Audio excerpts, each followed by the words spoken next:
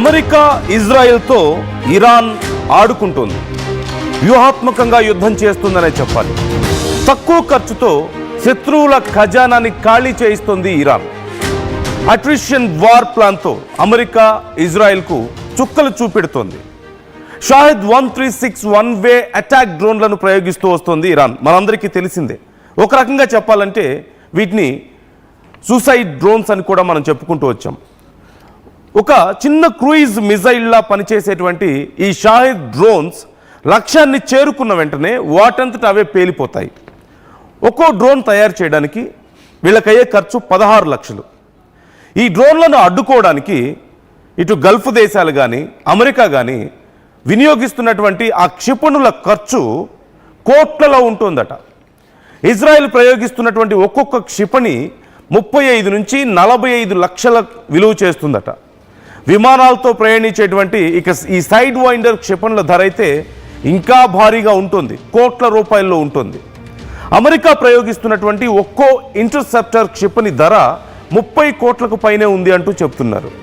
అంటే ఒక 16 లక్షల డ్రోన్ని ఎదుర్కోవడానికి, కూల్చివేయడానికి 30 కోట్ల క్షిపణిని ఖర్చు పెడుతోంది యుఎస్. మరోవైపు ఇజ్రాయెల్ పరిస్థితి ఇలాగే ఉంది. ఇదే ఇప్పుడు యుద్ధంలో చాలా ఇంట్రెస్టింగ్ అండ్ ఫినాన్షియల్ టెన్షన్ పాయింట్ని రైజ్ చేస్తోంది. యుద్ధం ఎక్కువ కాలం కొనసాగితే అమెరికాలో ఆర్థిక మాంద్యం తప్పదు అంటూ నిపుణులు అంచనా వేస్తున్నారు.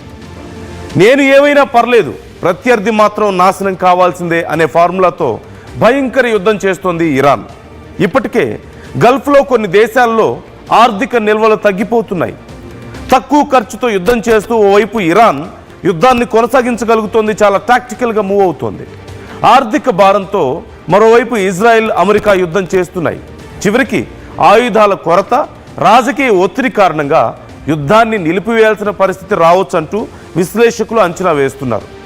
సో ఇప్పుడు చాలా క్లియర్గా మనం చెప్పుకోవాల్సింది ఒకటే, ఒక 16 లక్షల రూపాయలు ఖర్చు పెట్టి ఒక వెపన్ని ప్రయోగిస్తే ఇరాన్ దాన్ని ఎదుర్కోవడానికి అమెరికా 30 కోట్ల రూపాయలు ఖర్చు పెట్టాల్సి వస్తుంది. అంటే 16 లక్షల రూపాయల ఒక డ్రోన్ని డెస్ట్రాయ్ చేయడానికి సుమారుగా 30 కోట్లు ఖర్చు పెట్టినటువంటి మిజైల్స్ని ప్రయోగిస్తూ పోతే ఎంత భారీగా అమెరికా నష్టపోతుంది అనేది ఒకసారి మనం చూడొచ్చు. మరోవైపు ప్రపంచంలోనే అతి గొప్ప దేశం, రిచెస్ట్ కంట్రీగా చెప్పుకునేటువంటి అమెరికా అప్పు ఎంత ఉంది మనందరికీ తెలిసిందే కదా. అమెరికా అప్పు $38.78 ట్రిలియన్ ఉంది. అంటే సుమారుగా $39 ట్రిలియన్ ఆఫ్ డెట్ ఇప్పుడు అమెరికాకు ఉంది. ఒక్కొక్క మనిషికి దీన్ని కౌంట్ చేసుకుంటూ పోతే మన కరెన్సీలో చూస్తే 1,20,00,000 పైనే చెప్పుకోవాలి. అరౌండ్ $1,16,000 రూపీస్ కాదు, ఇది డాలర్స్. $1,16,000 ఒక్కొక్క మనిషికి అప్పు ఉంది. అంటే మన కరెన్సీలో అప్రాక్సిమేట్లీ 1,30,00,000 వరకు అనుకోవచ్చు. 1,20,00,000 నుంచి 1,30,00,000 వరకు ఒక్కొక్క మనిషి తల మీద అప్పు ఉంది అమెరికాలో. సో ఇప్పుడు ఈ యుద్ధం కారణంగా అది మరింత పెరుగుతోంది అంటున్నారు. ఈ మధ్య కాలంలో చాలా డ్రాస్టిక్గా పెరుగుతోంది. For every 90 to 100 days $1 trillion of debt America మీద భారం పెరుగుతూ వస్తుంది. ఇదే లెక్కన కొనసాగితే ఇప్పటికే అప్పులో మునిగిపోయి వాటిని ఎలా తీర్చుకోవాలో తెలియక ఆయుధాలు అమ్ముకోవడానికి, లేదంటే వేరే దేశాల నుంచి ఆయిల్ని దొంగతనం చేయడానికి మనం చూస్తున్నాం. ఇప్పటికే వెనిజులా అధ్యక్షుని కిడ్నాప్ చేసి అక్కడి నుంచి వచ్చినటువంటి ఆల్మోస్ట్ 300 మిలియన్ బ్యారెల్స్ ఆఫ్ ఆయిల్ని అమెరికా తమ బిజినెస్ కోసం వాడుకుంటుందని ఇలా ఇతర దేశాల మీద పడ్డది. వీటన్నిటితో పాటుగా అన్ని దేశాల మీద టారిఫ్ల పేరుతో భారీగా వసూళ్లకు పాల్పడడం, అలాగే వాళ్ళ దేశంలోకి రావాలంటే $1,00,000 కట్టాలని చెప్పడం. సో ఇలా భారీ ఎత్తున డబ్బుని సమకూర్చుకోవడానికి, అప్పుల్లోంచి బయటపడడానికి అమెరికా తీవ్ర ప్రయత్నాలు చేస్తుంది. In fact one of the biggest reason అమెరికాని అప్పుల నుంచి కాపాడుకోవడానికి ఎవరి దగ్గర అయితే రిసోర్సెస్ ఉన్నాయో ఆ దేశాలని హస్తగతం చేసుకొని వాళ్ళ రిసోర్సెస్ని తమకు అనుకూలంగా ఉపయోగించుకోవాలి అనేది అమెరికా ప్లాన్గా ఇక్కడ మనకు కనపడుతుంది. This war is also one of ఆ ప్లాన్లో ఒక భాగంగానే చెప్పుకోవాలి. A small part of that plan in fact. So కానీ అనుకున్నది ఒకటి, అయింది ఒకటి అన్నట్లుంది పరిస్థితి.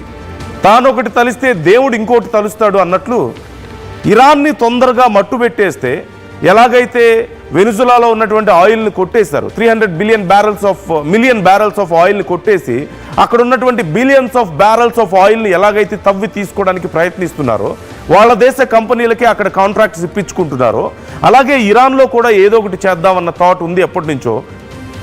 సో ఇలా అణ్వాయుధాలని చెప్పేసి, లేకపోతే తమ దేశానికి నష్టం అని చెప్పేసి, టెర్రరిస్ట్ గ్రూప్స్ అని చెప్పేసి, అఫ్కోర్స్ తప్పు లేదని అక్కడ చెప్పేదంతా తప్పని మనం చెప్పలేము. ఖచ్చితంగా టెర్రరిస్ట్ ఆర్గనైజేషన్స్కి ఇరాన్ డబ్బులు సమకూర్చింది.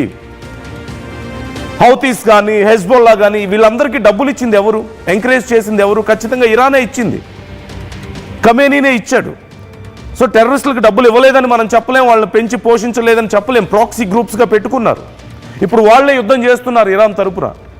వి can't deny that fact. But at the same time ఈ కారణాన్ని ఒక ప్రపంచానికి ఇదంతా ఒక రీజన్గా చూపించుకొని అసలు బెనిఫిట్ని వేరేగా ఎక్స్పెక్ట్ చేస్తూ ఇప్పుడు యుద్ధాన్ని ప్రారంభించారు. కానీ దీనివల్ల ఇరాన్ ఎంత నష్టపోతుంది?